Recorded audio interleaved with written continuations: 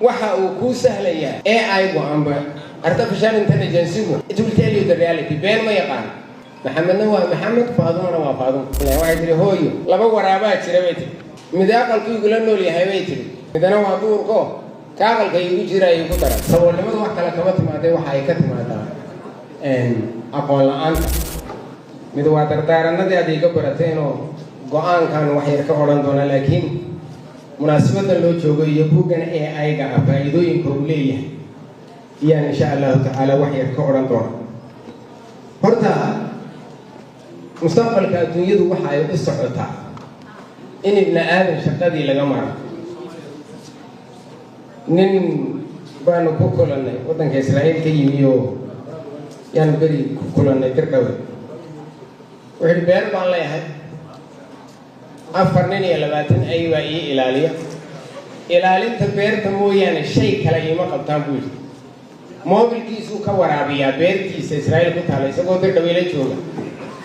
message buu soo galaya tamaandada waraabinteedii baa gaadhay halkan ugu soo dhacaysa bartan kaga furaya AI isaga iska xidhaya marka technically marka ay beertu halkii ka cabtay isaga iska xidhay 20 iyo 4 waarday waxay u qabtaan wixii shiciga u dhacay tamaandada xadaya qurabay ka ilaaliyaan laakiin wax shaqo kale uma qabtaan AI go on the level faa'iidada uu leeyahay bay in kamid ah tagale shaqa dhimis badan waa keeni doona oo ibn aadanka waa laga maarmo fursado badan iyo mushaaharo badan oo ka dhigin doona hantilayaashu inay ku farxi doonaan baan u maleeyaa muranka dadkan way kaga raysan doonaan faa'iidooyinka kale ee uu leeyahay AI-gu waxa ka mid ah caafimaadka dhakhaatiirta shaqadoodana mustaqbalka inay halis geli doonto ayaa laga yaabaa AI-ga faraha lagugu xidhin kelyahaagu waxay qabaan beerkaagu wuxuu qabo sanbabkaagu wuxuu qabo dawada aad u baahan tahay inta waqtiyeed qaadayso intaba screenshot warqad uuba kuu soo daabacaya aad farmasiga la tagto nothing doctor soo baadhaya dhiigkeen iyo warkaas soo dabeeyo inuu jiri doono waxa kale oo la yaab leh transport service-ka halista tusaale ahaan AI-gu waxyaabaha uu cajaa'ibka ku yahay waxaa ka mid ah transportation system-ka tusaale ahaan garoon diyaaradeed oo within 1 hour 100 diyaaradood kontonna soo degto kontonna ka duusho bal hada ka taliya halkii diyaaradna minimum ay 200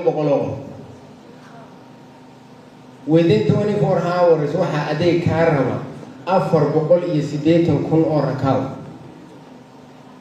within 24 hours waxaad ku badisaa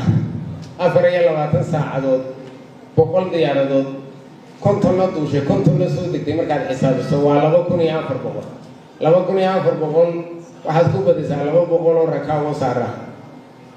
480 kun oo qof inta u diyaari haddii lagu yidhaahdo amba suuligay geliyaan biyahay ku isticmaalayaan mise litro biyo loma nacam it is not an easy work intaasoo diyaaradood shidaalkoodii iyo rakaabka cuntadiisii iyo jeegarayntii